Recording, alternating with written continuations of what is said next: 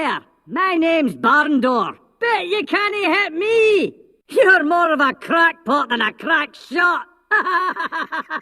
Hey, you're that mighty adventurer, aren't you? Well, I've got a quest for you. Kiss my stony arse! You think you're smart? I've seen more brains in a slop bucket. I could paint a tug on my arse, and you'd still be pointing at your shoe. I heard there was a prophecy about you. Yeah, something about the worst marksman of all time. Yeah, that was it.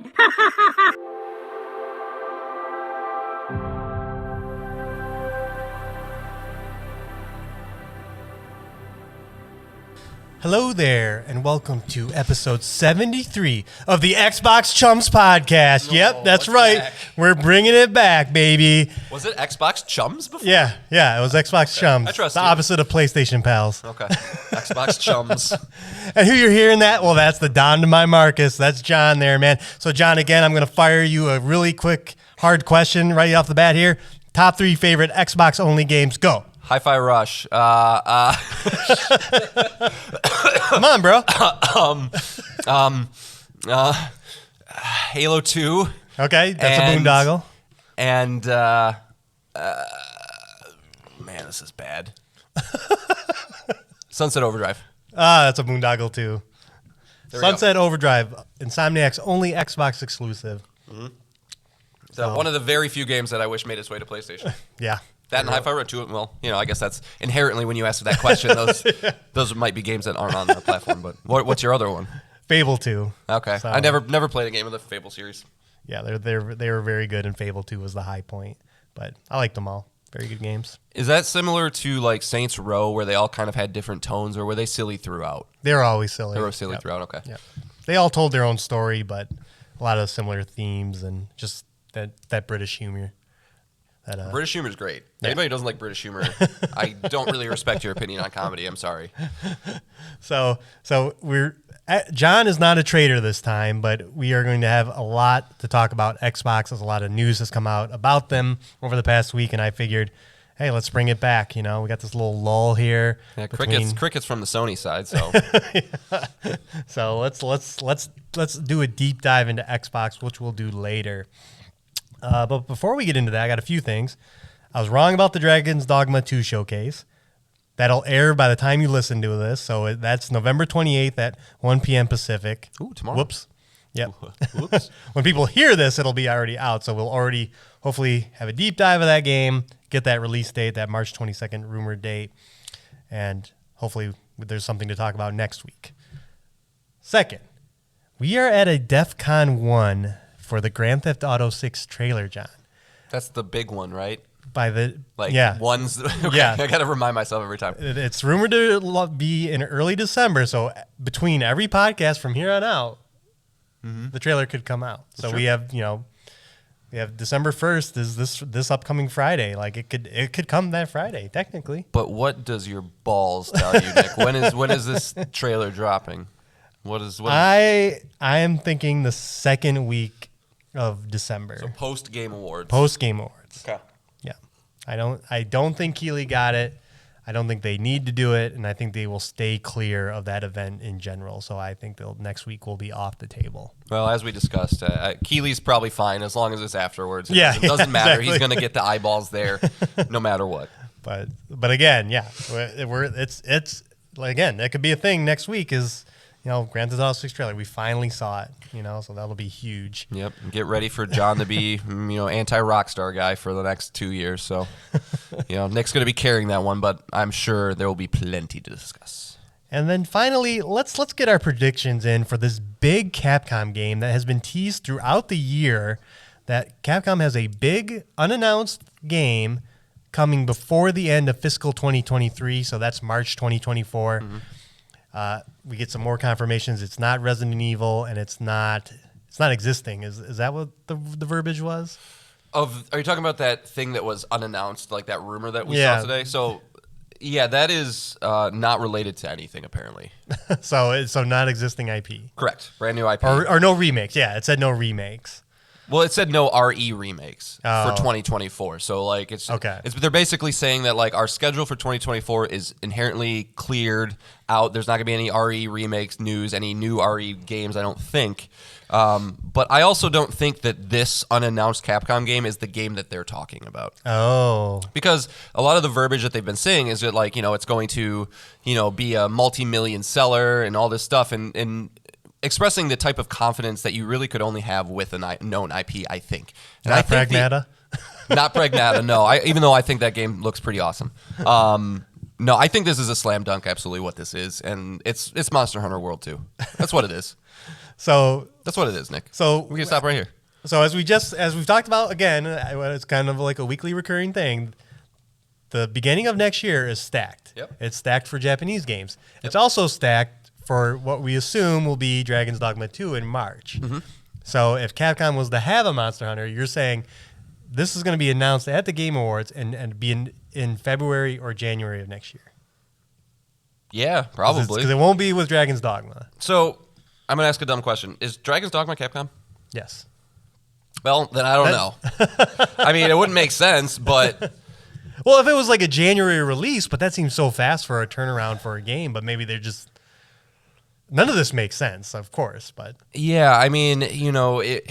To not know anything about it, and it to like you said, be a million seller and just Right, and that's have the this thing. This very small release window, you'd almost think it would be a smaller title.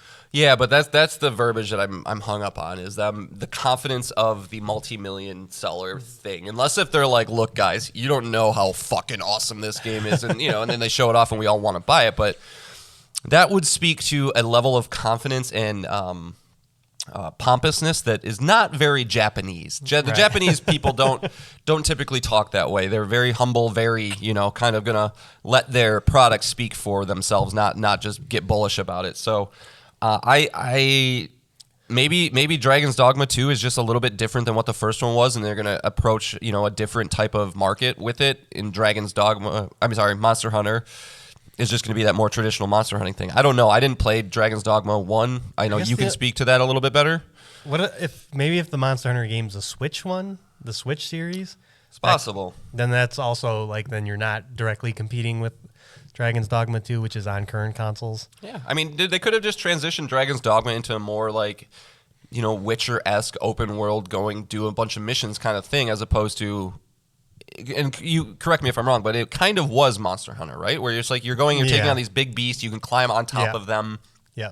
You have a companion, much like the Palico in Monster Hunter. It does seem like they're sister series. But I just, unless if they're ready to go with like I don't know. Dino Crisis. Or like a Devil May Cry game. Yeah. But like that would be a little surprising. Anything would be surprising. Like I said, if like just the release window is so fast that I don't know. Maybe everyone's misconstruing what they meant, and it was always Dragon's Dogma 2. We're just not going to tell you that it was. Well, I mean, it still doesn't have an official release date. We're going off of rumors, and a lot of these verbiage was,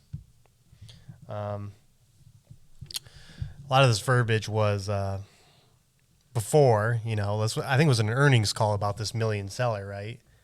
I'm reading an IGN article now from October 30th, which says Capcom releasing unannounced major title by March 2024. I'm trying to think if anywhere in this they confirm that it's like, we expect it to be in the millions. But even just that verbiage, like, I don't know. It would be shocking to see them talk about a new IP that way, I guess. Right. I don't know. Yeah. I mean, we'll know soon. If it's going to come, it's got to be the Game Awards at this point, if it's that soon in Q1 of next year. Yeah. So, our fiscal Q4. Fiscal. Yeah. All right, that's all I got. Do you got anything, John? For the start of the show? No, dude, you look so good today, that's all. You look great. Thanks. You're welcome. All right. So let's get into how the show works. John and I can both bring up the 3 things to the show for a total of 6 things. This can be a video game we're playing, a news item, a topic we want to talk about, an email to PlayStationPalsPod@gmail.com, a Twitter DM at PSPalsPod, or a comment on our YouTube page. That's at PlayStationPals. Any of those things, we feel like bringing it. And today we got We got a measly 3 things, but they're going to be good. Don't you worry. Beefy. Yeah. And since we are an Xbox Chums podcast, that means we have to talk about Xbox. So that's kind of where we're at today. There a lot of interesting things have been happening in the Xbox camp as far as internet discussion, as far as sales metrics, as we all the consoles, well, the current consoles, PlayStation 5 and Xbox Series X and S, enter their 3rd year. That we got some data, we got some interesting conspiracy theories, and let's just go over it. So the title of this segment is PlayStation Pals Fix Xbox. So we're going to do our best here. Not Xbox Chums Fix Xbox? Well, technically. Oh, okay. Xbox Chums, quote unquote, PlayStation Pals Fix Xbox. So I want to talk firstly about this internet conspiracy that's been coming up, and it is referred to now as the Xbox tax. This is a conspiracy theory that there is a media bias against Xbox. And this kind of started with the snubbing of Starfield for Game of the Year. Starfield was an 85 Open Critic. A lot of people thought that it should have been one of the 6 games, but it is not. Then there was Call of Duty this year. It's the first Call of Duty to release under the Xbox umbrella, technically. By the time it released, Xbox did own Activision Blizzard. And this is the worst reviewed Call of Duty ever. Also, what was that, 2021? Forza Horizon 5, not getting Game of the Year nominee at all. Sure. And then also, one of their points is the scrutiny that Tomb Raider, Rise of the Tomb Raider got for being an Xbox exclusive. That was so long ago. Yeah, what was that, 2015? That's a weird argument to bring up now. I Yeah, mean, there's been another, wow, good memory. I know my shit. So John, we're going to start things first on this Xbox Chums segment. Is there an Xbox tax? Is this something that really exists? Is there a media bias because, PlayStation is the stronger brand right now against Xbox? No. Not at all? No, there's not. I mean, where to start with, kind of trying to negate that theory. I mean, let's start at the Game Awards, right? That's probably the most in the open, public eye type thing that somebody could point to if they think there's a bias. And if you look back, all the way throughout the Game Awards, right? The last Xbox game that's been nominated for Game of the Year was Halo Reach from 2010, correct? Yep. And that's a long time. That's, 13 years, 13 straight years that you didn't get any games nominated. And I can understand if you were a fan of that brand that might seem a little bad. But if you start to compare the games that were getting nominated for Game of the Year throughout this entire period, there isn't anything that stands up to it. With rare exception, I could maybe hear an argument that if you're like, no, the Ori games should have been nominated for Game of the Year. But even then, there's a caveat. That's a smaller indie game, which inherently is just not viewed as Game of the Year type stuff. Even if it is one of the best 6 games of the year, it just inherently gets filtered down into this indie category. You look at something like Psychonauts 2, that did get nominated, but that was made by Double Fine prior to the purchase from Microsoft. So it's just they're not competing on this level. They're not putting out Last of Us products, Last of Us 2 products. They're not putting out Hades and God of War and Red Dead Redemption 2. And this is the caliber of games that we're talking about when you talk about Game of the Year. Starfield, if Starfield came out in any other year, it probably would have been nominated, right? So I think that's its biggest problem is that it finally popped for Xbox in a year that is an all-time year. When we're talking about Baldur's Gate 3, with Zelda, with Spider-Man, with what are the other games? Alan Wake 2, Super Mario Wonder, arguably the best 2D Super Mario game since Super Mario World. It's just an easy kind of thing to start looking at and debunk. And as for Forza Horizon 5, it's a great game. I played it. I love that game. It's a 92 on OpenCritic. Racing games don't get nominated for Game of the Year. Yep. Racing games and fighting games do not get nominated for Game of the Year. Street Fighter 6, one of the best reviewed games of the year, not nominated. Also a 92. And so, I understand people of that fans of those genres or games or brands, whatever you want to say, could feel like, well, this isn't fair, quote unquote fair. But this is voted on by many, many, many, many, many outlets, not just a couple.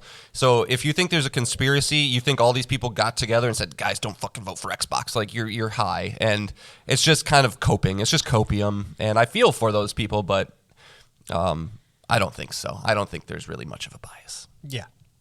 And I did want to get this out there. Like, we are the PlayStation pals, but, like, we actually do like Xbox. Like, don't get us wrong. It's I own a Series X. Yeah, and I have a gamer tag of over 100,000 gamer score. Like I want the brand to be good. I want to be in a position to purchase an Xbox. So I just want to get that out there. Like this is we're taking this in a 100% serious note. Yes. As try not to be fanboys. Yeah. But as all the points John just made is exactly it. The Game Awards, just Xbox, and it's been a known problem, and that's probably where a lot of this frustration and this, you want to say an Xbox tax exists, but the reality is that they're just outclassed development-wise for quite a while. They're just not bringing the same experiences that other developers are.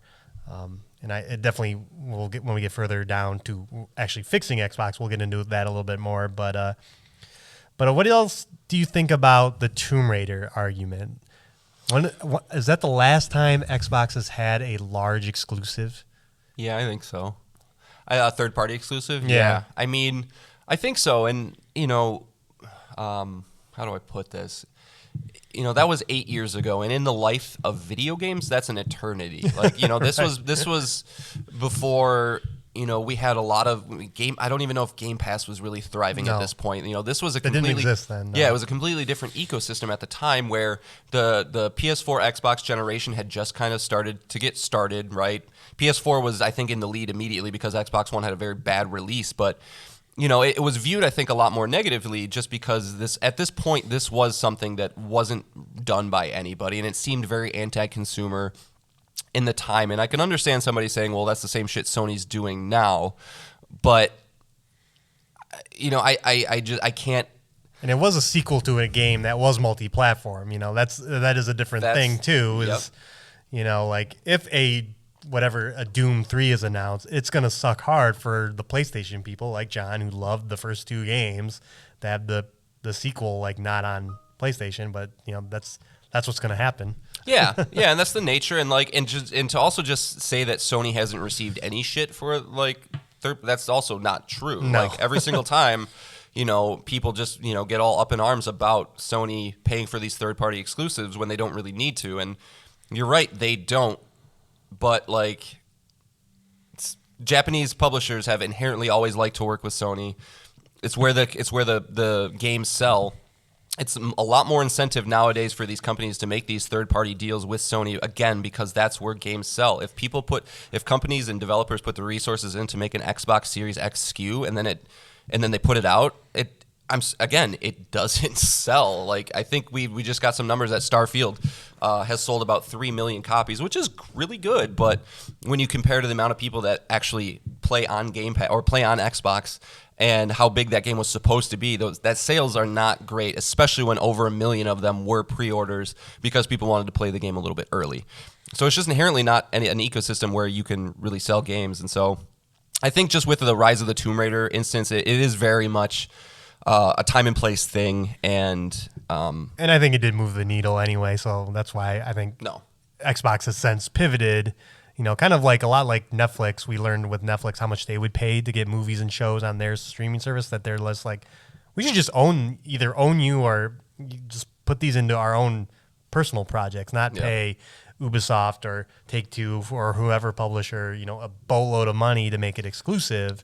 Because it just doesn't work. It doesn't lead to anything good. So, well, and that is really something I would love to know that we'll never know is how many of these games that have come to PlayStation and not Xbox are Sony approaching the developer, and how many are the developer approaching Sony? Because I do think there is a lot to that. If you're not getting Game Pass money, there is no incentive to put your shit on Xbox. I can't imagine there is much. And so, if people can focus on one platform, polish the shit out of it, release a version of it that's exactly what you want it to be. You go on the PlayStation platform, you're gonna get millions and millions of sales. So it's just, I think, a reality of the scenario of the times. Yeah. These are a lot of points that we've hammered before. So yeah, in agreement. The Xbox tax is made up. I do think Xbox has more of a critical eye on it because of its release schedule has been so abysmal. Because it's not having Game Award nominees, I think that they have that critical light on them. Like having a high profile release like Redfall, just bomb hard, one of the worst reviewed games of the year. Like, then I think most of that criticism is probably from Xbox people, which it should rightfully so. Like to have 2022, 0 games come out, 0 publishing, 0 things to get hyped about, to have things kind of return to form this year with some high profile releases like Xbox. Everyone should be critical of Xbox right now. They're a $1 trillion company. They don't need anyone to defend them. Right. And maybe we'll get into this in the next part of this discussion is like, they got to hit 2024 hard and have some big releases, review very well, and just get this over this curse. Yeah. But again, it's also looking like next year is also stacked. So we'll see.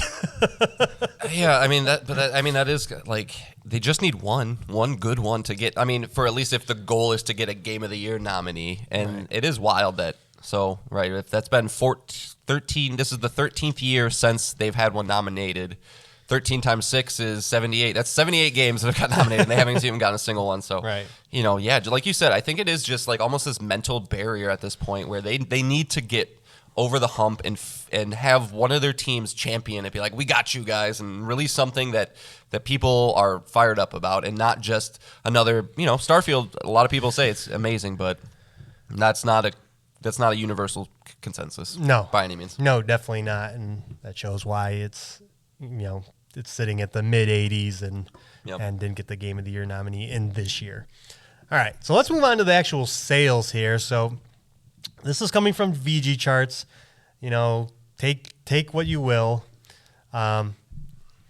So for October, PlayStation 5 sold over 14 million. Nintendo Switch. 1 month? Yeah. 14 million in 1 month? That can't be right. That's probably for the year. That's what I'm saying. I'm gonna keep going. Fact check it. Yeah, because dude, on that pace, that's 140 million consoles in a year. You know what I mean? Yeah, maybe you're right. I think that's through the year. Yeah, maybe you're right. Okay, yeah, you're right. Through October. I got you, Nick. Thank you. Thank you. Yes. Yes.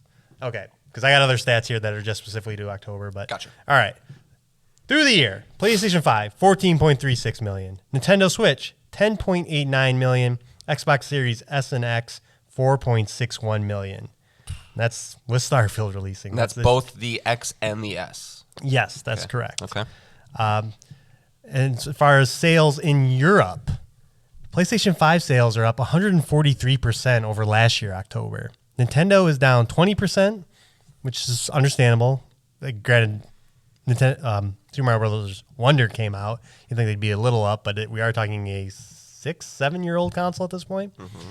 Xbox Series S and X is down 52% over last year's October. Again, with Starfield releasing, that's kind of shocking to me. With more confirmation that the Activision deal is going to go through. It has gone through. Right. There's that as well. Yep. And then let's go over just total sales. Again, this is via VG charts. This is for the first 3 years of the consoles. Or the last 3 years. First 3 years for PS5, Xbox Series X and X. Yes. Nintendo Switch. Nintendo Switch, 51.41 million. So good. Past 3 years. Crazy. PS5, 45.37 million. Xbox Series X, 24.33 million. It's not looking good. No. As Phil Spencer has said, when after Redfall released that they had already lost this generation. Mm-hmm. And I do want to caveat that Xbox is a little less concerned about hardware sales than PlayStation 5 and Nintendo Switch, because Game Pass is on PC and they're trying to move to this subscription model. That being said, I'm sure they would want to sell more consoles than this. I'm sure everyone would want to see them sell more consoles than this. So that's kind of where we're at right now. They're, again, third place in the console market. Things are trending downward despite Starfield in Europe. North America is probably a little different. That's their bread and butter, which is maybe part of the problem, which we'll get into. But, okay, so Phil Spencer's out, John. Mm-hmm. The Xbox Chums are in. All right. It's time. We're gonna correct this ship. We have all of our knowledge of PlayStation and what it takes, what they've been doing to win. What do we got? What are you bringing? What are you pitching to the heads of Microsoft to bring this Xbox ship right? Sure. So I kind of broke down my arguments into two camps. One camp of, are we trying to save the console itself, or are we trying to just maximize profits, right, as a CEO is meant to do? So I'm going to start with the saving the console one.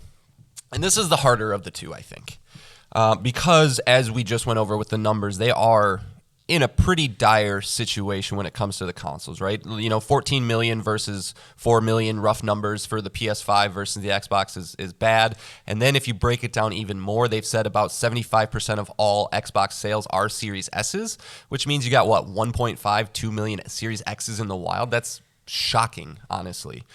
So at this point, I would almost say the console is past saving. But if we're going to try. Yeah, we got to try. I think there's one path, and it's the path that they've said that they don't want to do, and that's games.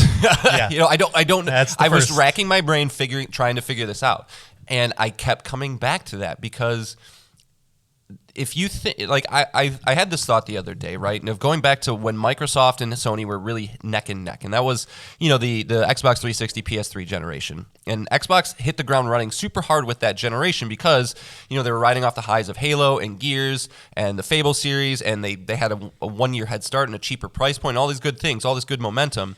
And then it seems like they just that was the start of their, we're just going to keep riding these couple franchises and not really invest in new ideas and whatnot. And Sony kind of started. Well, they had one new idea. It was the Kinect. Okay. Ooh, yeah. Bad idea. Yeah, we all know how that went. Meanwhile, Sony's kind of playing catch up. They have a super expensive console, but what they start do is they start making games. They start making the Uncharted series and the Last of Us series, and they start, investing in companies like Sucker Punch and Sony Santa Monica and getting these exclusive games that are able to be played on our console, and that's the only place you can play them. And they come out consistently. And so Xbox has the teams in place. They've come on. They go. We can now get 4 games out a year with all of our amazing teams. Blah blah blah blah blah. But it's a long road. They're going to have to start now. They have to start releasing games that are incredible, Sony quality, right? And I don't like to use that as a benchmark, but that's the benchmark we need to have if you Sony and Nintendo proper. If you want to compete on this level. Yeah. So you need to start making these happen. You perhaps need to not release them day and date with PC. I know that sounds horrible, but if we want the console to sell, they have an interesting idea. Yeah, and it would get a lot of bad press. It would be almost like a reneging. Well, maybe you just say, oh, this version's ready. We're trying to, obviously the PCs. There's so many different versions of the platform. I think you could word that as long as it's not too significant. Yeah. But I'm saying say 1 to 3 months delay of the PC version. Maybe, but I still think if your goal is to sell consoles, people will just wait that out. You would need a special game for it for you to drop $400 on a console to play it early if you're already a PC guy. Now you might not be a PC guy, and in that case, it's not really much of a thought, but I don't think there's that many people that are invested in the Microsoft ecosystem or that want to get invested in the Microsoft ecosystem that aren't already also engaged in PC. Mm-hmm. So, but yeah, you need Spider-Man 2s, you need Ragnaroks, you need Last of Us 2s, and the only way you can do that is to start now. And what's that famous Japanese proverbs, the best time to plant a tree was yesterday, or whatever the case. It's it would suck, but if you don't believe that your development talent is good enough to do it, then you have to, in my opinion, abandon the console almost. Which leads me to the next part. Would you like to chime in, or just me keep spewing out of my mouth hole? No, you're good. Let's stay on the game part too, because that's I think the most obvious answer first is, you need probably, I would say 3 to 4 big games a year. 1 or 2 of those can be like a racing game or a little smaller project like a Hi-Fi Rush. I don't think they all have to be on the level of a Starfield or Spider-Man 2. Sony is certainly not always hitting that mark. Sony had their strays, as much as I don't like that, they had strays and smaller things. But I would look at my portfolio across everyone. Bethesda and Xbox proper specifically, Activision Blizzard is, it's Call of Duty. Like it's just what it is. But and start like how far is each of these projects along, and what can I do to get these ones that are closer, that are in the polishing stage, in the kind of those last 6 months or whatever, and just getting like more, either whether it's contractors or more employees, to get it to the finish line so we can start spacing out releases and getting some of these games that we announced ages and ages ago to the finish line. Hellblade, Avowed, kind of anything in that initial. Contraband, yeah, Fable, Perfect Dark. Yep. Yeah. Any of them. Like you could just pick like whatever 4 are the closest to the finish line. Let's go. Let's. What do we need to do to get? What do you need? Like let me talk to all my directors of every studio and go. What do you need to get this finish line? They have to be Game of the Year contenders though, and that's the problem. I think that's what it's okay. So you have your teams in place. You have 24, 30 fucking teams, whatever they own now, and they're going to release their games every quarter. Cool. We got a good cadence. But if they are Redfalls, if they are things that are not moving the needle, like Hellblade 2 could be, a cool another like auditory experience, but if it's not on the level of like a Spider-Man, how do you get people to even care? I think you're in a rock and a hard place as far as that's concerned. It's like the game has to eventually come out. Yeah. Right? Like that's Redfall all over again.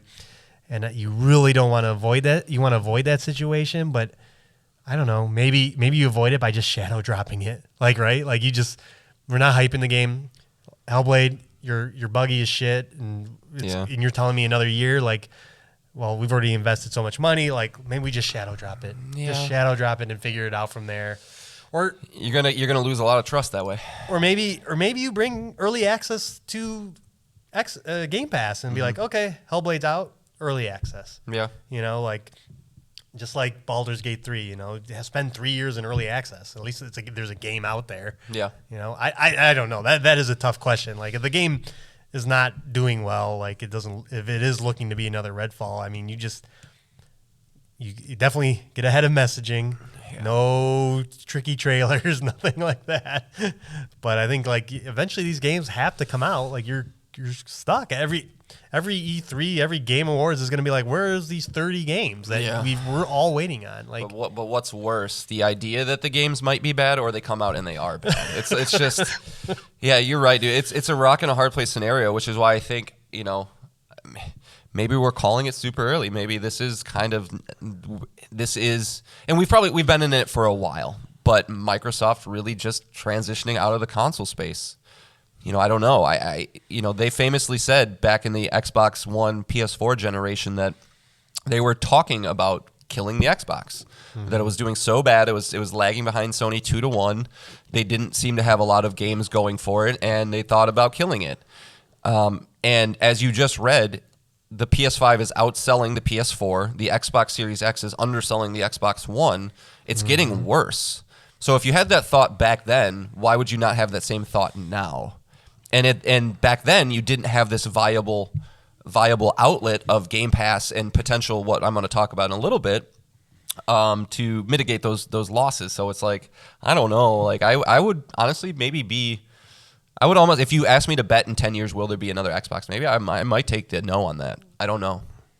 Yeah. Yeah, that is a whole other conversation. Again, we're as you mentioned, fix Xbox, not we're trying to save the hardware, not get rid of it. But yeah, I think the numbers that we're not seeing that are probably a lot more healthier are the Game Pass subscriptions, more people playing in their browser on their phone or other platforms that are just not the Xbox hardware, their PC.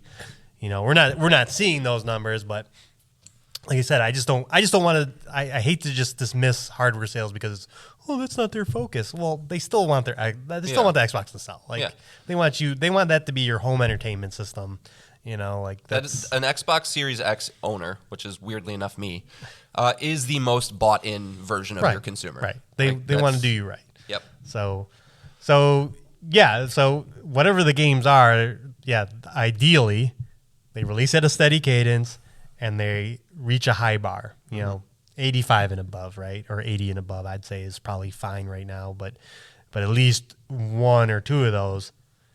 High 80s, low 90s. Yeah, we need to get back to the point where, like, Halo is better than anything else on PlayStation, which is what it was back in the early 360s. Gears was probably better than anything else also, and you need a couple of those. So I don't want to skip games just yet. Yeah, you Sorry. can tell. You can see my brain moving. Are any of those franchises savable? Is a Gears 6 gonna I think move so. the needle? I think so, and I think Microsoft has just a tendency to just be too comfortable. Like, I think if you are the Gears team, think of the state of God of War before 2018 came out. It was a tired franchise with an unlikable protagonist. Right. Ascension came out. It was the worst version of a main God of War game ever. And what did they do? They didn't just decide to make another one. They went back to the drawing board and they figured it out and released one of the greatest games of all time, which revitalized this platform. Like, it was just one of the pieces of the PS4 generation that caused them to be leaps and bounds ahead. But they killed it. And I don't see why you couldn't take something like Gears of War and maybe do the same thing. Reboot the series. I don't know if we need to continue on with the Marcus Phoenix, Dominic, whatever the pathway is, but you have different avenues to make a different kind of game. Could you imagine something cool like maybe not open world entirely, but open area Gears of War, where it's like you kind of have these different things to discover and ways to play around with it?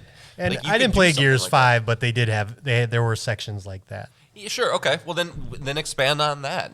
Branch that out a little more, but give people a reason to check out the new thing, as opposed to what I feel like is always the conversation with any Halo, Gears, Forza game. It's like, yeah, it's more of the same, which is what we like, and it's good. Do you think those franchises are hampered by the fact that they're multiplayer? Like ideally that they are co-op franchises. I think Halo might be. I think you can transition Gears into something else. Like, I don't.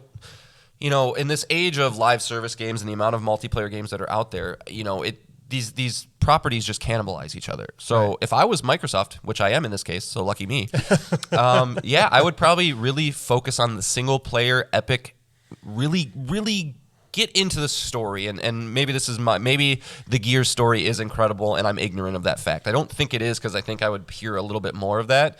I hear every once in a while people say it's great, but like, it's better than it has any right to be, about a bunch of big hulking guys, right? Fighting an invasion. Being a bunch of Xbox chums, and figure it out, man. Shake it up. Like, it's something that I was actually having a conversation with Roman, one of our coworkers, earlier. That it's not just video games that I've started to come across this with, where it's just like the reason that I've fallen off of Star Wars is because it feels so similar to everything else. It's okay. Here's a spaceship thing, and there's gonna be 5 bad guys, and 2 of the bad guys are gonna run into each other. Another one's gonna hit a meteor, and then they're gonna shoot one, and then they get away. And that happens every single time. And that's the experiences I look for now in my 30s. Is I want things that are unlike my previous, the previous experiences I've had. Wow me in certain ways. Give me a little bit of familiarity. That's fine. But it doesn't have to be the same exact thing. It's the reason I can't go watch the Fast and the Furious movies. It's the same reason that I can't listen to a lot of the current music nowadays, because it just all seems so similar. And we touched on that briefly last week when giving thanks. Is like we've been gaming for a long time. We want to be surprised. We want to be curious. You want to look at a Gear 6 game and be like, that's Gears? Yeah, I want to actually check that out. And you're right. I think... And that's for all these franchises that have kind of another fault of Microsoft's have been dormant for too long. Mm-hmm. Perfect Dark, Fable, Gears is a little more recent, and Halo's a little more recent. But I think people were excited about Halo Infinite and the possibilities, but then people saw it and played it and were like, it's the same thing. Grapple does wonders for a game, but it's still a lot of the same things. I'm not being excited. Mm-hmm. I'm not having that, the end of Halo 1 where you're driving down that warthog, down that exploding tunnel, just that moment of like, oh shit, right? With your buddies all in the warthog and just trying to get out of there alive, and like moments like that are is what a lot of these franchises need. Is they need a trailer on the cinematic level that the Sony trailers are at. To get, like when we just even saw Last of Us Part 2 remastered, it's like, oh shit. Yeah, that was great. like I've played this and it's still like, oof. And maybe that is like kind of the the long form solution here is they need another couple tentpole franchises, which is easier said than done. You can't just make those appear out of thin air. But I just googled like PlayStation Studios and Xbox Game Studios, and just like those pictures that they have of all the different characters, and it's like you got Ratchet and Ellie and Kratos and Aloy and the MLB Show people and Jin Sakai, and you have these different franchises that are all operating at the same time. You get excited when you see a new one because it might have been gone for a while, right? Uncharted was starting to wear out its welcome, and they decided to put it on the back burner. We're going to focus on other things, and we might get another one soon, which will be exciting. But you go to the Xbox side, and it's just Master Chief and Dominic front and center, and then it's like everybody else that they just bought or purchased. The bought I don't think is grammatically correct in that scenario. But it just seems like there isn't this identity to them, and they need to stop thinking less in the past and more in the future, and it doesn't seem like they do that very much. Yeah. I think again, so we can leave games, but I think that's a great point. More steady releases.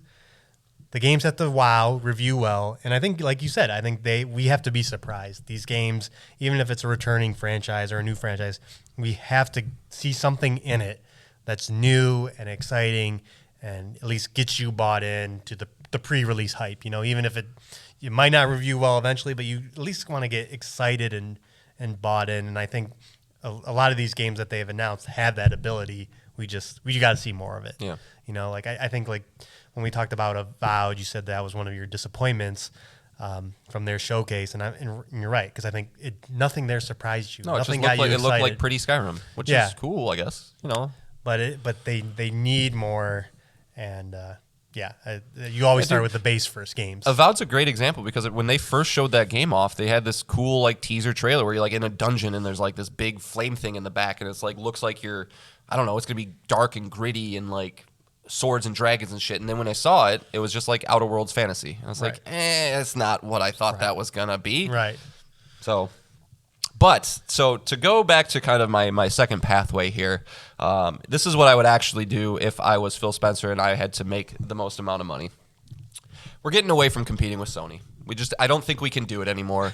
I think that these three companies have started to try and work out their own niches and thrive there. And I think what Xbox niches have to be is the mobility, portability aspect of gaming, right? I think the damage has already been done. The stats that you saw with the PS5 outselling the Xbox is not going away. Sony won the generation that mattered. I think that we're going to really start, as the future continues, looking back on that PlayStation 4 generation, just how important that was, because people solidified their digital libraries. Though that is such a hard thing to shake that I don't think you'll ever get that. But what you maybe could capture people on is if you can get Game Pass onto an app. If you can get Game Pass onto a type of thing that you can plug into a TV, you can buy a controller with a dongle and it works right off your TV. If you can put it onto a phone, we see that streaming technology is getting better every single day. The Portal came out, and for all accounts and purposes, it seems like the technology itself is working pretty well.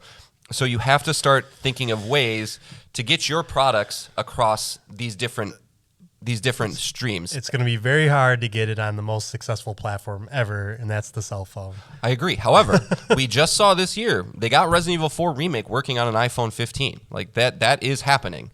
And granted, to run something like Call of Duty would be a much more intensive thing, but the technology, if we know anything... I'm not worried about that part. I'm worried that the Apples and Googles are going to be like, I don't want you buying Xbox games on their platform to launch them on our platform, and we're not getting a single cut, but you're using... they'll have to give a cut. They'll have to figure, either they bow to Apple and say, okay, yeah, you guys have a user base of 3 billion or whatever they have. I don't know how many iPhones are in the world, but I think it's north of 1 billion. Right. You eat that cost because guess what? Something's better than nothing. Or like Microsoft just goes, okay, fuck, we're going to try and compete on a phone level, which I think would be a bad idea. Like that's the only way you can circumvent that. So I think... Yeah, you'd have to sell each individual app on the Apple Store, and then you couldn't have cross-play with it. Yeah, or they kind of do what they wanted with...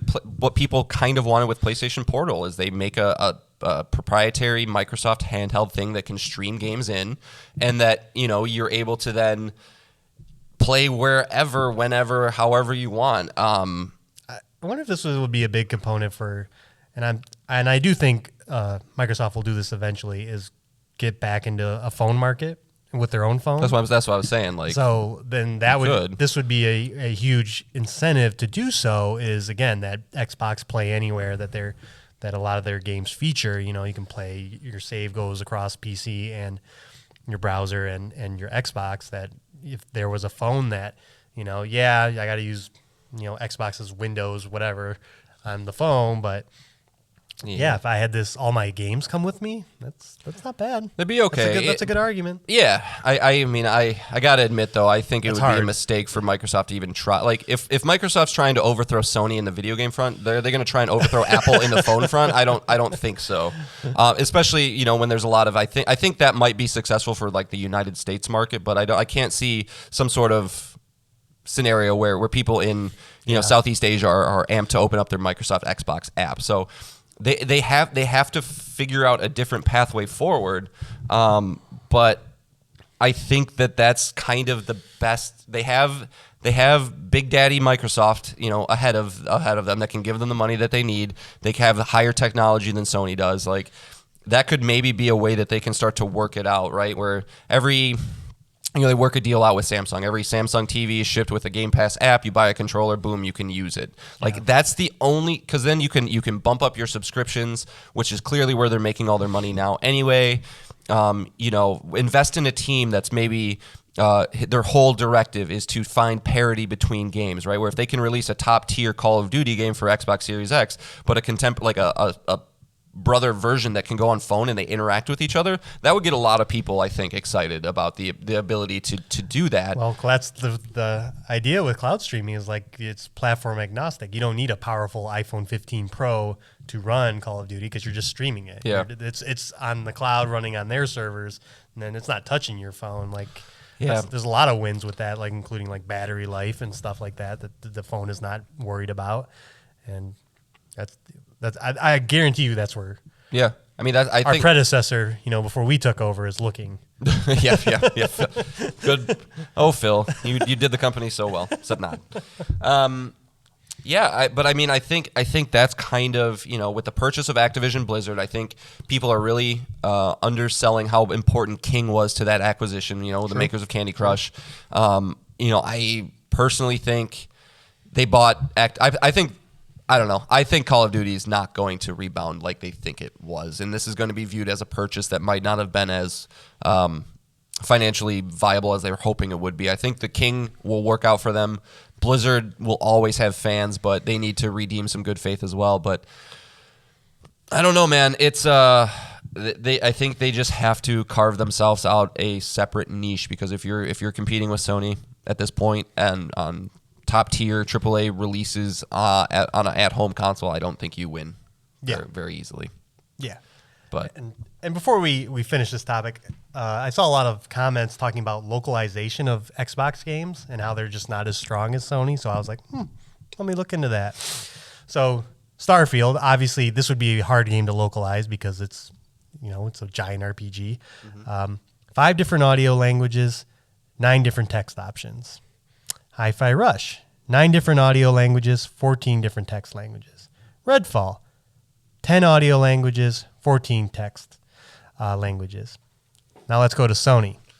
Okay. Spider-Man 2, 12 different audio languages, 26 text options. Horizon Forbidden West, 14 different audio languages, 26 text options. And God of War Ragnarok, same thing. I think if you want to your games to reach more people, globalization, localizations are very important. Yeah. You gotta do more than just.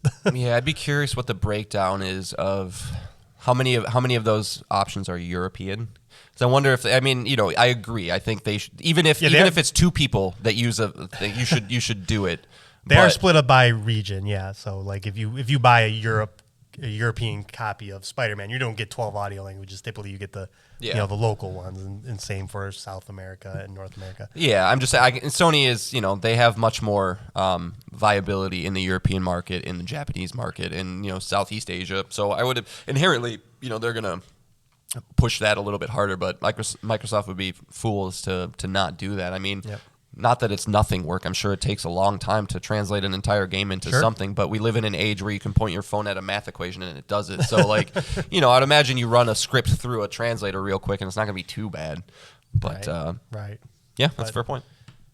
So yeah, there we go. We did our best, expect, again, we're going to push games first. That's what we love the most here on the Xbox That's why it was Chums. so shocking when Phil said great games won't do it alone, and I strongly disagree. Yeah. It takes a long time. It sucks how long it takes, but yeah, gotta do what you gotta do. So we're planning. We're gonna reach out to our development teams over at Xbox, and we're gonna see where they're at, and we're gonna put some resources in it so they can release some quality games for you guys. I'm gonna peel id off and tell them you're just working with everybody to make sure their shooting feels good. That's what you're doing. All right, so yeah, that was a really, really good discussion.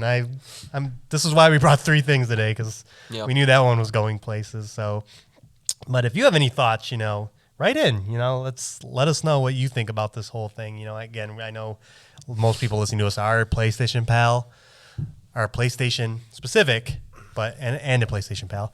But what do you think can save Xbox at this point? Yeah, is there anything we missed?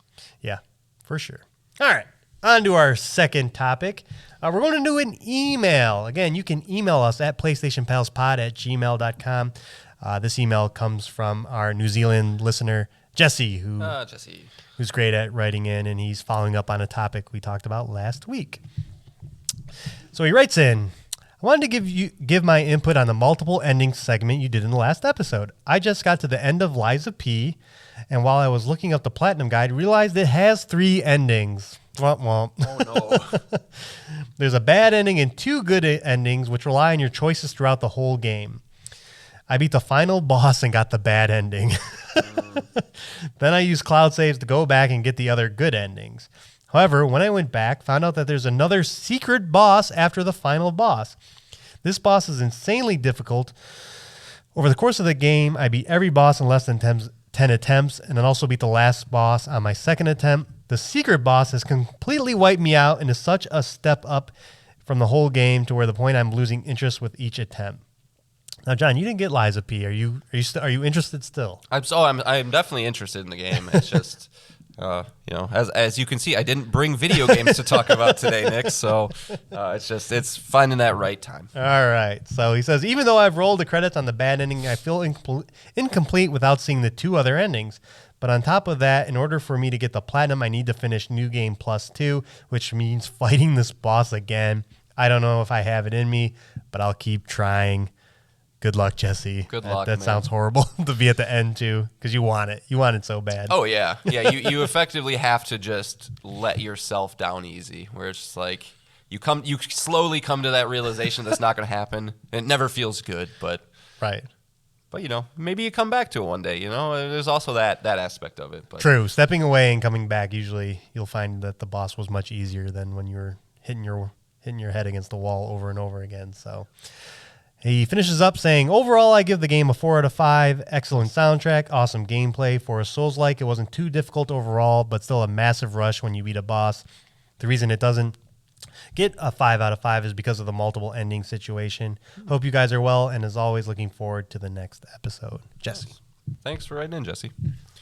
Yeah, there's another one. Yeah, I mean, I think he gets it. I think he kind of picking up exactly what we thought about these, where it's like, it just doesn't ever feel like it adds much. It's just extra headaches for extra headaches' sake. Right. And I would rather have a tailored experience right. from the developer. Give me the true ending. Yeah. Yeah, I mean, and especially when a game, and we all play these brutal games because we're masochists, and, and I play more Cuphead and Neon White with my son over the weekend, so I get it, but... Yeah, it's just, if the idea of having to replay a boss is giving you a pause, then, yeah, man, there's plenty of other games out there. Go play Elden Ring. That game's easy. Yeah, definitely, we've all been there, and it sucks, like I said, that you're at the end and you've hit this wall, but, I will say, Jesse, I wonder, are you excited for the next Lies of P game? This game, no spoilers, but has a pretty wackadoo final cutscene that makes Easy, me... John. Oh, I know. People, if people want to go spoil it for themselves, feel free, because that's how we are. But I won't say it here. But right back in, I wonder how you're feeling about where this may go. Yeah. 'Cause when he gets through that hump of the boss. Sure. Yeah, because I'll tell you, man, I spoiled it for myself just because I'm a monster and I don't have enough time, but I still want to play the game. Makes me way more curious about the game, knowing it. So, could be pretty cool. Yeah, for sure. Again, thanks for writing in, Jesse. Let's move on to our final thing, the Character Battle Royale. I got some good news for me. No, you don't. For me, because I finally swept John. Feels good. Ratchet knocks out. That's me clapping. Good job, Nick. Ratchet knocked out Commander Shepard, and Clive Rossfield took out Jin Sakai. So I'm feeling good. That's fair. When I literally during my argument go, I'm fucking up. That's kind of fair. So. I'm crashing and burning. So you guys, but I will say, shout out to everybody. We got 6 votes for one of these, and that's what we're looking for, man. It's nice when, the outcome is that and not 1-0 or right. 0-0. Not right. that that's happened, but right. I agree. Yeah. All right. So we are moving on to our next character battles. John, I think you were going first this time. Yeah. Yep. So I'm going first. Which one you feeling? We got Ezio Auditore de Firenze. That's a great name. Firenze. Versus Ryu, and Arthur Morgan versus Spyro the Dragon. What are you feeling? What do you want to bring? Let's do Arthur versus Spyro. Okay. All right. I will not get swept twice, so you know. All right. So right off the bat, let's be sure not to conflate the quality of the game and the success of the character in this battle royale. Yes, Red Dead 2 is a masterpiece, but that's not what we're debating. On the surface level, Nick, this is a fight of a dragon versus a man. I think I could end the fight right there. But Spyro the Dragon comes from a rare line of magical purple dragons who have the ability to fly, charge using their horns, and breathe fire. He can not only breathe fire, but he uses something called Dragon's Fire, which shoots a projectile ball of flame that engulfs and incinerates all of his enemies. He stands 6'2", 205 pounds, which is way bigger than I thought he was. I thought he was a little guy. So he's a huge, not a huge dragon, but big fucking guy. Good luck.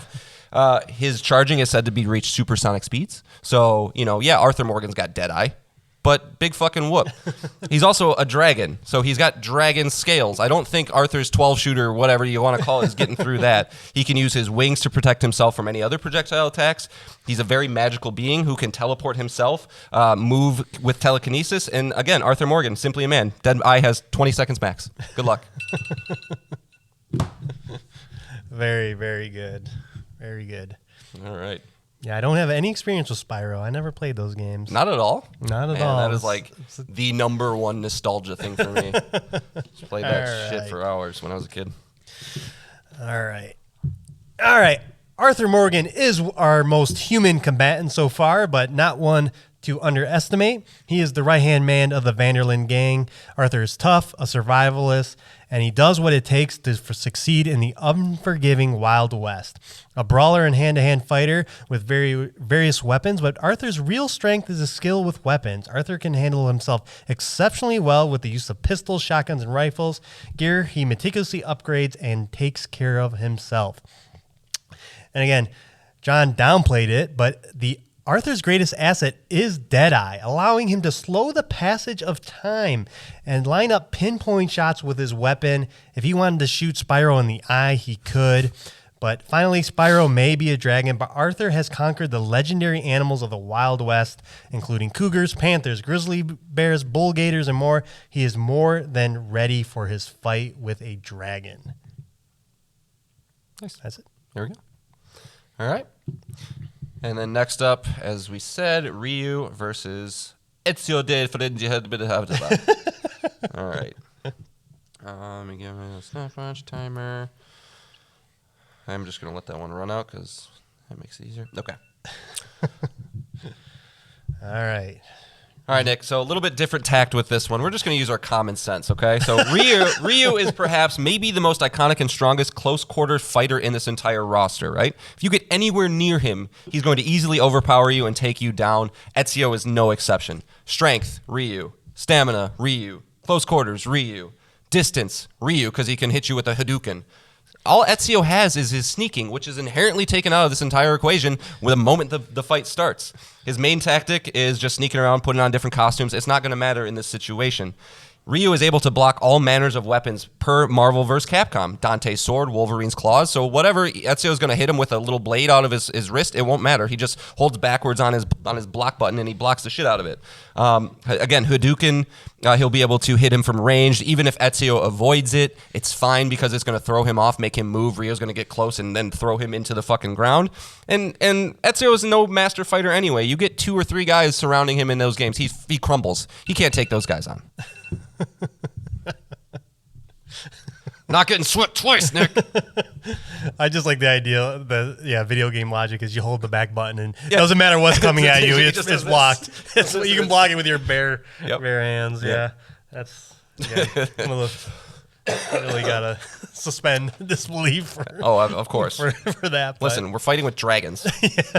This is a wild battle royale for sure. All right. Let me get my eyes. All right. Does the time go way faster for you when you're presenting than the other way around? 'Cause I know it does for me. Feels like it. Okay, I've gotten at a good pace of. I think I've nailed the amount of words to the right amount of your time. cadence. Yeah. So I think I'm good there. All right. Ezio Auditore de Firenze. Ever since we moved his hand as a baby, we knew he was something special. One of the greatest assassins of all time and the only one to star in 3 games himself. He's a mentor and leader of the Italian Brotherhood of Assassins, a master of swords, crossbows, and various powder bombs. Ezio is well equipped for any fight. His upper hand, though, that hidden blade he hides between his cut-off ring finger that he can spring on any opponent in any combo or from behind stealthily anytime he wants. Blade coming out of your wrist. That's pretty sneaky. He's an expert of environments and parkour that allow him to turn any battlefield into an asset as he can quickly navigate it and get to where he needs to be in the best position to strike.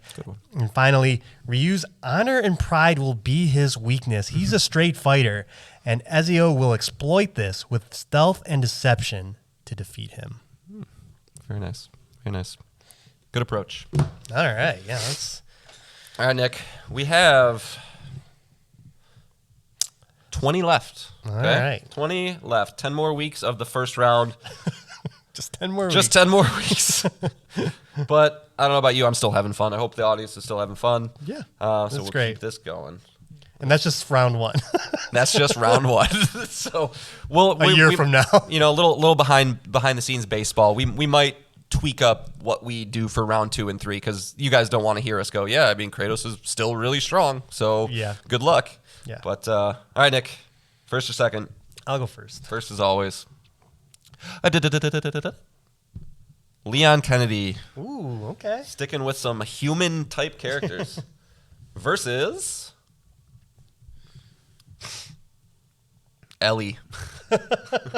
Oh no. Oh no. All right. Oh boy. I knew she was going to come up at some point. So I get Ellie. Nice. Yeah, you all right, got good. Ellie. I love her. I love you. You're going to kill Ashley Johnson, really? I don't have a choice. All right, and then round 2, Crash Bandicoot. Okay. Wow. Versus Master Chief. I like the odds for me on that one. Yeah, we'll see. We'll see. It depends who responds more. It's true. As I said, let's not conflate the quality of a game with the voting, okay? All right. Cool. All right. Again, we'll be posting those polls on our Twitter account at PSPalsPod. So feel free to vote there if you want. But if you just want to write in, give us your thoughts, again, PlayStationPalsPod@gmail.com. We will happily read your email and your votes. So, all right. So that's 3 things. We did it. 3 things did not change the length of the podcast, so that worked out. I'm a chum. So teases, again, like I said, by the time you're listening to this, there will be a Dragon's Dogma showcase. Hopefully, it's worth talking about. We'll bring that. Maybe there's a Grand Theft Auto 6 trailer. Yeah. I don't know. It's possible. But also, we are also less than 2 weeks away from the Game Awards, so that's going to heat up. We know we're going to get some more teases. What was the tease today? Jeff Keighley is teasing the next game from the makers of Inscription. Daniel Mullins. Yep, Daniel Mullins Games. So that's be that's the first one. Yeah, that could be anything. Yeah, Who knows? But yeah, if you liked Inscription, that is definitely one of those developers to be excited for. But on the game front, I did get Aliens: Dark Descent. Nice. I definitely want to talk Aliens as a franchise, as the movies, and as a game. Get our thoughts on that. And I started Baldur's Gate 3. I did a few quests. I think I'm ready. Okay. I'm ready to get back into it. Those are the hardest few, just those first couple. Yeah, I want to have it done by the time we do our Game of the Year nominations. So I'm trucking. And then I did something dumb, John. Oh, you haven't told me this. Yeah, I haven't told you this. I think I'm going to give Death Stranding another shot. Oh God, Jake, why did you? I swear to God, if you like this game, we know we're gonna see it December 7th again, the sequel to this. So what? Your thing is like, I just got to get to like hour 12, and then I'll be yeah. Okay. I'm just gonna give it another shot. I'm definitely gonna clean up the games that I want to clean up first, and then I want to give it another go. So. All right, maybe I'll give it a fourth try. I got till mid January before the games start coming out again. Okay. So I'm gonna try. Now's the time, man. Now's the time. I mean, you could play Hi-Fi Rush or something like that, but it's fine. It's fine. Jake, you son of a bitch. What about you, John? Anything to tease? No, just still chipping away at similarly to your Baldur's Gate, Tears of the Kingdom. I'm trying to sneak in and play it when I can. Had a busy, Thanksgiving, obviously a very busy time for family, so wasn't able to do much there. But I'm at the precipice of finally beating Dave the Diver. That game has only gotten better as I've gone through. So I've heard. So hopefully I can get Tears of the Kingdom in as well. And then I'm just been staring at that Armored Core box art for When the Moment Strikes. Other than that, I mean, no, for the rest of the year, because this is kind of the time of year I start thinking of all this stuff. It's like I still want to get Super Mario Wonder. I think that'll just be a nice, easy playthrough. Have fun with my son. Yep. I don't think I'll be able to get to Alan Wake, this year. It's just probably not going to happen. It'd be foolish to think otherwise. So that's fine. Yeah. So if I can get through Zelda and then maybe a little Mario, that'd be cool for me. Okay. Yeah. And we'll always be on Portal watch. One day, John will buy the Portal.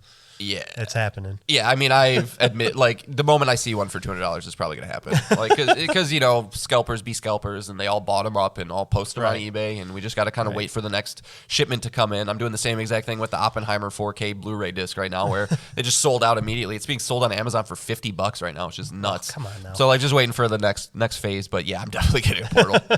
Definitely getting a Portal. Cool. So yeah, a lot of things to be excited about, but yeah, expect again more topics than anything going forward, like what we did today.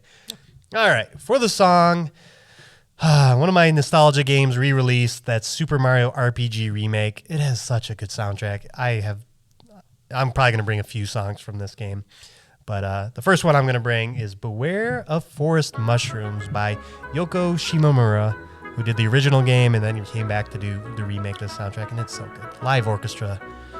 So good. Once again, Nick, I have 2 Switches. You want to play that game? No, not that bad. I've been watching other people stream it, so I've gotten my fill. Yeah. Pal the Show Nick has played the fuck out of it, so I can watch the whole playthrough on his YouTube channel. So, all right. Cool. That's it. So, again, we will be back next week with maybe a Grand Theft Auto 6 trailer. Yeah. Who knows? Yep. We'll find out. The moment we finally take off, Nick. You're gonna be jonesing for those hot takes. Yeah, of course you'll find out on this podcast, not anywhere else, because it won't be all over the internet. But you guys wouldn't cheat on us. All right. So again, thank you all for listening. We love you, and we'll be back next week with Up to 6 Things. Bye, guys. See you.